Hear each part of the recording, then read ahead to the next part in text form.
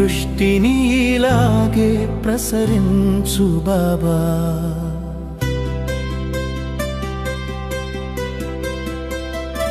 మీ దృష్టిని ఇలాగే ప్రసరించు బాబా. సుఖ సాగరంలో లోతుకు నేను చేరని, సుఖ సాగరంలో లోతుకు నేను చేరని. రెప్పలు క్షణమైన మూతపడనీయను, ఈ అలలను నా ఒడిలో నింపుకోని. మీ దృష్టిని ఇలాగే ప్రసరించండి బాబా.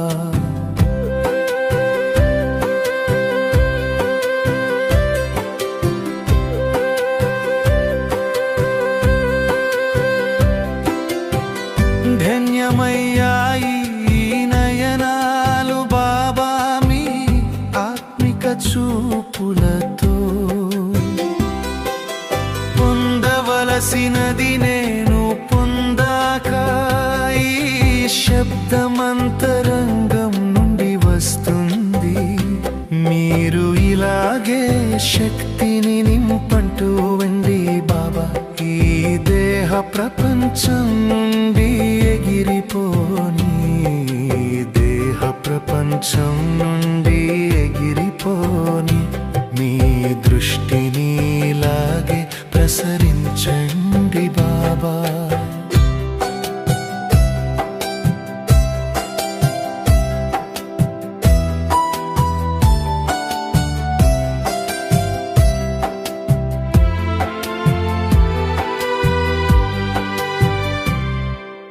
లక్షల కృతజ్ఞతలు మీకు బాబా.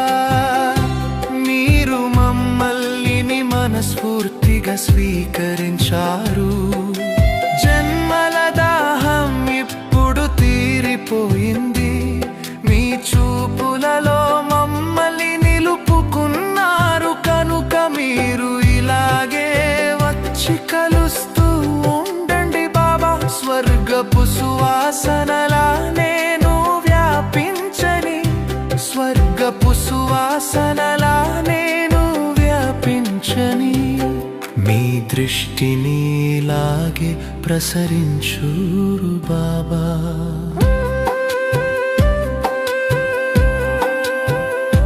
ప్రతి కల్పంలో ఇలాగే కలుస్తూ ఉంటాము. ప్రేమ బంధం అటువంటిది ముడిపడింది.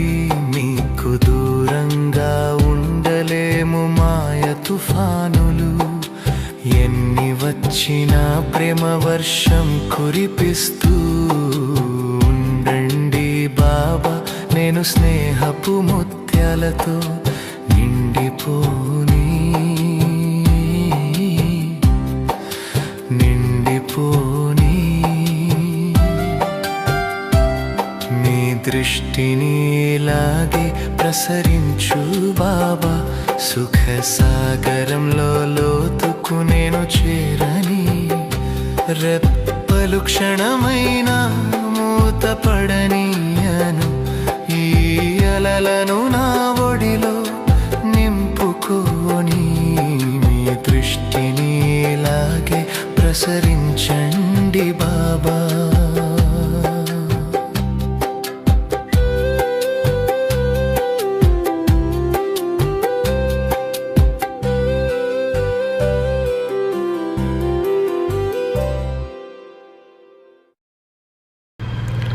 ఓం శాంతి.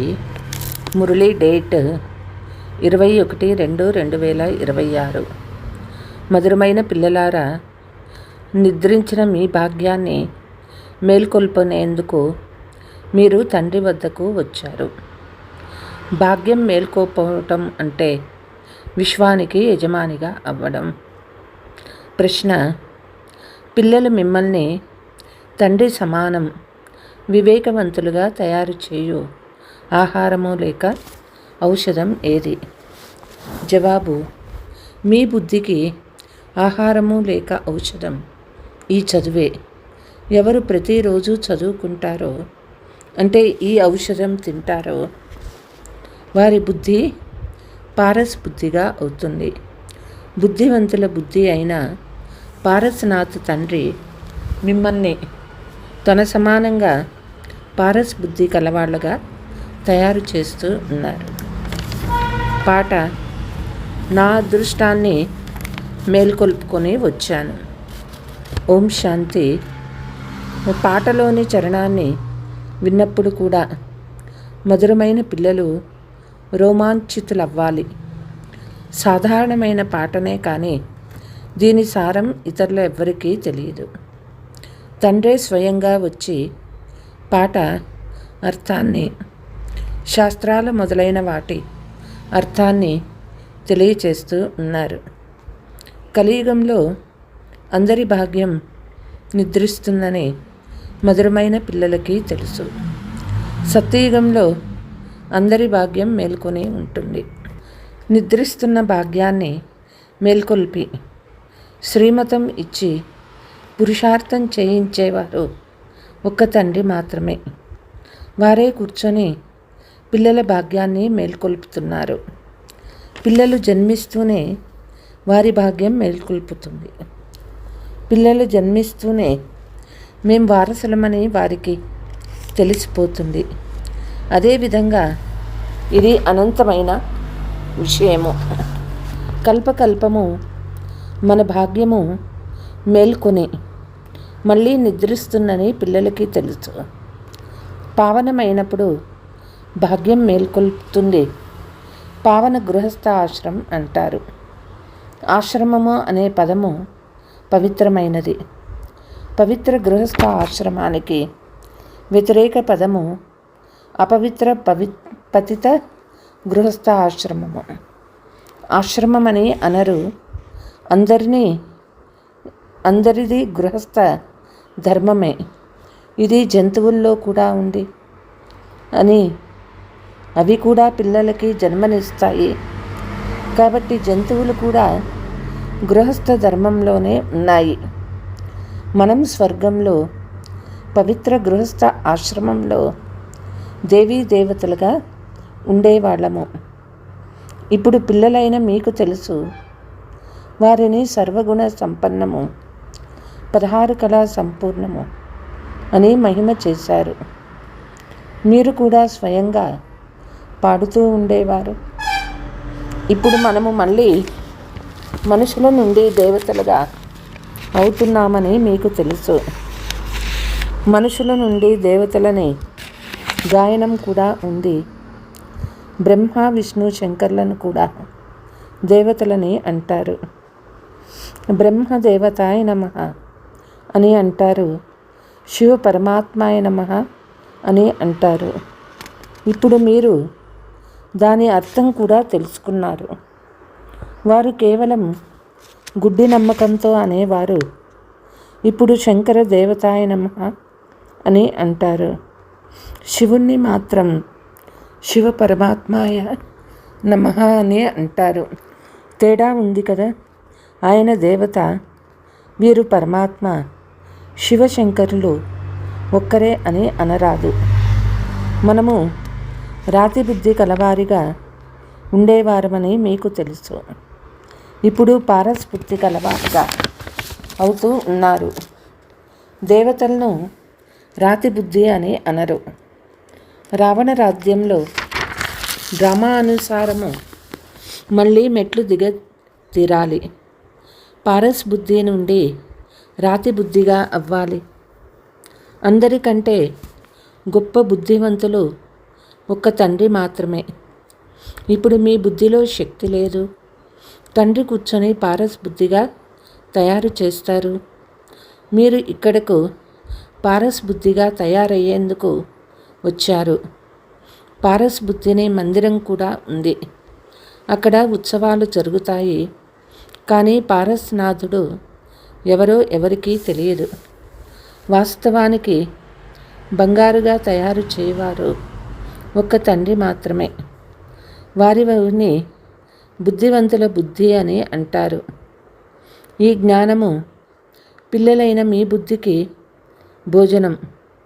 దీని ద్వారా మీ బుద్ధి ఎంతో పరివర్తన చెందుతుంది. ఈ ప్రపంచం ముళ్ళ అడవిగా ఉంది. ఒకరికొకరు ఎంతో దుఃఖాన్ని ఇచ్చుకుంటున్నారు. ఇప్పుడు ఉండేది తమో ప్రధాన రౌరవ నరకము. గరుడ పురాణంలో చాలా ఆసక్తికరమైన విషయాలు వ్రాసేశారు. ఇప్పుడు పిల్లలు మీ బుద్ధికి బలమైన ఆహారం లభించింది. అనంతమైన తండ్రి ఆహారం ఇస్తూ ఉన్నారు. ఇది ఒక చదువు. దీనిని జ్ఞాన అమృతమని కూడా అంటారు. ఇది నీరు కాదు. ఈ సమయంలో అన్ని వస్తువులను అమృతము అని అంటారు. గంగా జలాన్ని కూడా అమృతమని అంటారు. దేవతల పాదాలు కడిగి దానిని కూడా అమృతమే అని అంటారు. ఇవన్నీ బుద్ధి ద్వారా అర్థం చేసుకునే విషయాలు కదా. ఇది అమృతము లేక పతిత్ పావని అయిన గంగా జలము అమృతమా? వారిచ్చే తీర్థాన్ని పతితుల్ని పావనంగా చేస్తుందని అనరు. గంగా జలాన్నే పతిత్ పావని అని అంటారు. మానవుడు చనిపోయేటప్పుడు గంగా జలము నీటిలో ఉండాలని అంటారు. అర్జునుడు బాణం వేసి అమృత జలాన్ని తాగించినట్లు చూపిస్తారు. పిల్లలు మీరు ఎలాంటి బాణాలు వేయరు. బాణాలతో యుద్ధం చేసే ఒక గ్రామం ఉంది. అక్కడ రాజును ఈశ్వరుని అవతారమని అంటారు. ఎవ్వరూ కూడా ఈశ్వరుని అవతారమని లేరు. వాస్తవానికి సర్వులకి సద్గతి దాత అయిన సద్గురు ఒకే ఒక్కరు. ఇప్పుడు ఆత్మలందరినీ తమ వెంట తీసుకువెళ్తారు. తండ్రి తప్ప ఇతరులెవ్వరూ వాపస్ తీసుకెళ్ళలేరు. బ్రహ్మలో లీనమయ్యే మాట కూడా లేదు. ఇది తయారైన నాటకము. సృష్టి చక్రము అనాదిగా తిరుగుతూనే ఉంది. ప్రపంచ చరిత్ర భూగోళాలు ఎలా రిపీట్ అవుతాయో ఇప్పుడు మీకు తెలుసు. ఇతరులెవ్వరికీ తెలియదు. మనుష్యులు అంటే ఆత్మలు. తమ తండ్రి అయిన రచయితను గూర్చి కూడా తెలియదు. వారిని ఓ గాడ్ ఫాదర్ అని స్మృతి చేస్తారు. హద్దు తండ్రిని ఎప్పుడు గాడ్ ఫాదర్ అని అనరు. గాడ్ ఫాదర్ అనే పదము చాలా గౌరవంగా అంటారు. వారిని పతిత పావనుడని, దుఃఖహర్త సుఖకర్త అని కూడా అంటారు. ఒకవైపు దుఃఖహర్త సుఖకర్త అని అంటారు. కానీ ఏదైనా దుఃఖము కలిగినప్పుడు లేక పుత్రుడు మరణించినప్పుడు ఈశ్వరుడే సుఖదుఖాలను ఇస్తారని అంటారు. ఈశ్వరుడు నా బిడ్డను తీసుకువెళ్ళిపోయాడని అంటారు. ఒకవైపు మహిమ చేస్తారు. ఏదైనా జరిగితే ఈశ్వరుణ్ణి నిందిస్తారు కూడా. ఈశ్వరుడు సంతానమిచ్చారని అంటారు. అటువంటప్పుడు వారే తిరిగి తీసుకుంటే మీరు ఎందుకు ఏడవాలి? ఈశ్వరుని వద్దకు వెళ్ళిపోయాడు కదా. సత్యయుగంలో ఎప్పుడూ ఎవ్వరూ ఏడవరు. ఏడవవలసిన అవసరం లేదని తండ్రి అర్థం చేయిస్తూ ఉన్నారు. ఆత్మ తన లెక్కాచారాన్ని అనుసరించి శరీరం నుండి మరో శరీరంలోకి వెళ్ళి పాత్ర చేయాలి. జ్ఞానం లేనందున మనుషులు ఎంతగానో రోధిస్తారు. పిచ్చివారి వలె అవుతారు. ఇక్కడ తండ్రి అంటూ ఉన్నారు, తల్లి మరణించినా హల్వా తినండి, నిర్మోహులుగా అవ్వాలి. మనకు ఒక్క బేహద్దు తండ్రి తప్ప ఇతరులెవ్వరూ లేరు. ఇటువంటి స్థితి పిల్లల్లో ఉండాలి. మోహజీత్ రాజా కథ విన్నారు. అవన్నీ కట్టుకథలు. సత్యయుగంలో దుఃఖమనే మాట ఉండదు. అకాల మృత్యువు ఉండదు. మనం మృత్యువుపై విజయం పొందుతామని పిల్లలు మీకు తెలుసు. తండ్రిని మహాకాలుడని కూడా అంటారు. మృత్యువులకే మృత్యువు. వారు మిమ్మల్ని మృత్యువుపై విజయం పొందినట్లు చేస్తారు. అంటే మృత్యువు మిమ్మల్ని కబళించదు.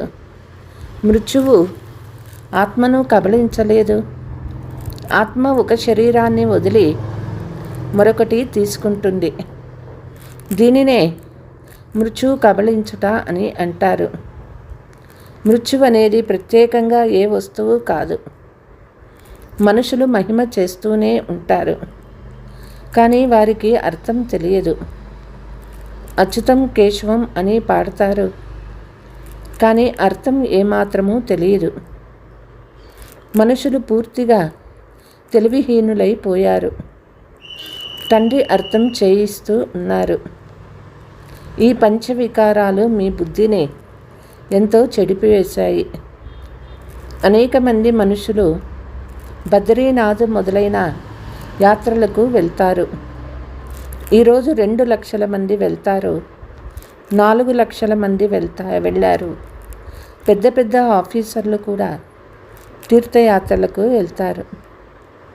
మీరు తీర్థయాత్రలకు పోకుంటే ఈ బీకేస్ భక్తి చేయరు, నాస్తికులు అని అంటారు. కానీ నాస్తికులనగా భగవంతుడే ఎవరో తెలియని వారిని మీరంటారు. తండ్రిని గురించి ఎవరికీ తెలియదు. అందుకే దీనిని అనాథుల ప్రపంచమని అంటారు. పరస్పరం ఎంతో పోట్లాడుతూ జగడాలాడుతూ ఉంటారు. ఈ ప్రపంచమంతా తండ్రి ఇల్లే కదా. బాబా ప్రపంచంలోని పిల్లలందరినీ పతిత్ నుండి పావనంగా చేసేందుకు వచ్చారు. అర్ధకల్పము పవిత్ర ప్రపంచం ఉండేది కదా. రాజు రాముడే, ప్రజలు రాముడే, షావుకారులు రాముడే అని పాడతారు కదా. అక్కడ అధర్మం ఎలా ఉంటుంది? అంతేకాక అక్కడ పులి, మేక ఒకే చోట నీరు తాగుతాయని కూడా అంటారు. అటువంటి చోట రావణుడు మొదలైన వారు ఎలా వస్తారు? అర్థం చేసుకోరు. బయటవారు ఇటువంటి మాటలు విని ఏళన చేస్తారు. జ్ఞానసాగరులైన తండ్రి వచ్చి మనకి జ్ఞానం ఇస్తున్నారని పిల్లలు మీకు తెలుసు. ఇది పతిత ప్రపంచము. ప్రేరణ ద్వారా పతితుల్ని పావనంగా చేస్తారా? ఓ పతిత్ పావన, రండి, వచ్చి మమ్మల్ని పావనంగా చెయ్యండి అని పిలుస్తారు. కాబట్టి వారు భారతదేశంలో వచ్చారు. ఇప్పుడు కూడా జ్ఞానసాగరుడైన నేను వచ్చానని అంటూ ఉన్నారు. ఒక్క శివబాబాలో మాత్రమే జ్ఞానం ఉందని పిల్లలు మీకు తెలుసు. ఆ తండ్రి కూర్చొని పిల్లలకు విషయాలను అర్థం చేయిస్తూ ఉన్నారు. శాస్త్రాలలో ఉన్నవన్నీ కట్టుకథలే. వ్యాస భగవానుడు శాస్త్రాలు తయారు చేశాడని అన్నారు.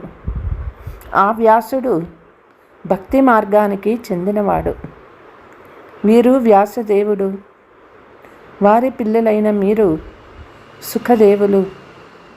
ఇప్పుడు మీరు సుఖదేవతలుగా అవుతారు. వ్యాసుని నుండి, శివాచార్యుల నుండి మీరు సుఖ వారసత్వాన్ని తీసుకుంటున్నారు. మీరు వ్యాసుని పిల్లలు, కానీ మనుషులు తికమక పడకుండా శివుని పిల్లలని అంటారు. వారి అసలు పేరు శివుడు. తండ్రి అంటూ ఉన్నారు, ఏ దేహదారిని చూడకండి. శివబాబా మీ సన్ముఖంలో కూర్చొని ఉన్నారు. ఆత్మను తెలుసుకోవచ్చు, పరమాత్మను కూడా తెలుసుకోవచ్చు. వారు పరంపిత పరమాత్మ శివుడు వారే స్వయంగా వచ్చి పతిత్ నుండి పావనంగా తయారయ్యే మార్గం తెలుపుతున్నారు. ఆత్మలైన మీ తండ్రిని అంటారు. ఆత్మ అనుభూతి చేయవచ్చు, కానీ చూడలేరు. తండ్రి అడుగుతూ ఉన్నారు, ఇప్పుడు మీ ఆత్మను అనుభూతి చేశారా? ఇంత చిన్న ఆత్మలో అవినాశి పాత్ర నిశ్చితమై ఉంది. ఇది ఒక రికార్డు వలె ఉంది. ఆత్మ మనము శరీర ధారణ చేశామని మీకు తెలుసు. మొదట మీరు దేహాభిమానులుగా ఉండేవారు. ఇప్పుడు దేహీ అభిమానులుగా అయ్యారు. ఆత్మ మనము 84 జన్మలు తీసుకున్నామని మీకు తెలుసు. ఈ డ్రామా ఎప్పుడు మొదలైందని అడుగుతారు. కానీ ఇది అనాది డ్రామా, ఎప్పుడు నాశనం అవ్వదు. దీనిని తయారైన అవినాశి ప్రపంచ డ్రామా అని అంటారు. అచ్చా, मीठे मीठे सिकीलते बच्चों प्रति मात पिता बाप दादा का याद प्यार और गुड मॉर्निंग. रूहानी बाप की रूहानी बच्चों को स्ते हम रूहानी बच्चों की रूहानी मात पिता बाप दादा को याद प्यार गुड मॉर्निंग, నమస్తే నమస్తే. ధారణ: తండ్రి నుండి సుఖ వారసత్వాన్ని తీసుకునేందుకు సుఖం ఇచ్చే దేవతగా తయారవ్వాలి. అందరికీ సుఖం ఇవ్వాలి. రాజఋషులుగా అయ్యేందుకు అన్ని వికారాలను సన్యసించాలి. చదువే సత్యమైన ఆహారము. సద్గతి కొరకు విని వినిపించిన మాటలను వదిలి ఒక్క శ్రీమతాన్ని అనుసరించాలి. ఒక్క తండ్రి ద్వారానే వినాలి. మోహజీతుగా అవ్వాలి. వరదానము: తమ అసలైన సంస్కారాలను ఎమర్జ్ చేసి సదా హర్షితంగా ఉండే జ్ఞానస్వరూప భవ. ఏ పిల్లలైతే జ్ఞానస్మరణ చేసి దాని స్వరూపంగా అవుతారో వారు సదా హర్షితంగా ఉంటారు. సదా హర్షితంగా ఉండటమే బ్రాహ్మణ జీవితం యొక్క అసలైన సంస్కారము. దివ్య గుణాలు మీ వస్తువు, అవగుణాలు మాయా యొక్క సాంగత్య దోషం ద్వారా వచ్చేసాయి. ఇప్పుడు వాటికి వీపు చూపించండి. అంతేకాక ఆల్మైటీ అథారిటీ యొక్క పొజిషన్పై ఉండే సదా హర్షితంగా ఉంటారు. ఏ ఆసురీ సంస్కారం కానీ వ్యర్థ సంస్కారం కానీ మీ ముందుకు వచ్చేందుకు ధైర్యం కూడా చేయలేదు. స్లోగన్: సంపూర్ణ పవిత్రత యొక్క లక్ష్యాన్ని ముందుకు ఉంచుకుంటే సంకల్పంలో ఎలాంటి ఆకర్షించలేదు. అవ్యక్త సూచన: ఏకతా కొరకు గౌరవం ఇవ్వడమే గౌరవం తీసుకోవటం. ఆత్మీయ తాయెత్తును సదా మీ వద్ద ఉంచుకోవాలి. రికార్డు సఫలత యొక్క అవినాశి రికార్డుగా అవుతుంది. ముందు మీరు అనే ఒక సఫలత యొక్క మంత్రమే మీ నోటిపై ఉండాలి. ఈ మహామంత్రము మనస్సులో పక్కాగా ఉండాలి. యథార్థ రూపము ద్వారా మొదట నేను అనే దానిని తొలగించి ఇతరులను ముందుకు నడిపించటమే స్వయం ముందుకు వెళ్ళడమని భావిస్తూ మహామంత్రాన్ని ముందుకు తీసుకువెళ్తూ సఫలతను పొందుకుంటూ ఉండండి. ఈ మంత్రము మరియు తాయెత్తు సదా జతలో ఉంటే ప్రత్యక్షత డంకా మోగుతుంది. అచ్చా, ఓం శాంతి. ఎన్నాళ్ళకో నాతో నాకు పరిచయమైన వేళ జాబిల్లివై చూశావు నీవే కదా. విన్నావు నా ప్రతి మాట,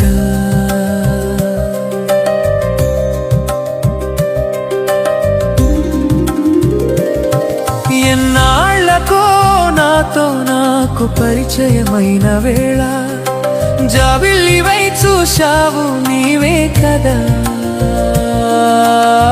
విన్నావు నా ప్రతి మాట, నా మన మనసులోని మాట ఓ బాబా, నా హృదయములోని మాట, నా మనసులోని మాట ఓ బాబా, నా హృదయములోని మాట.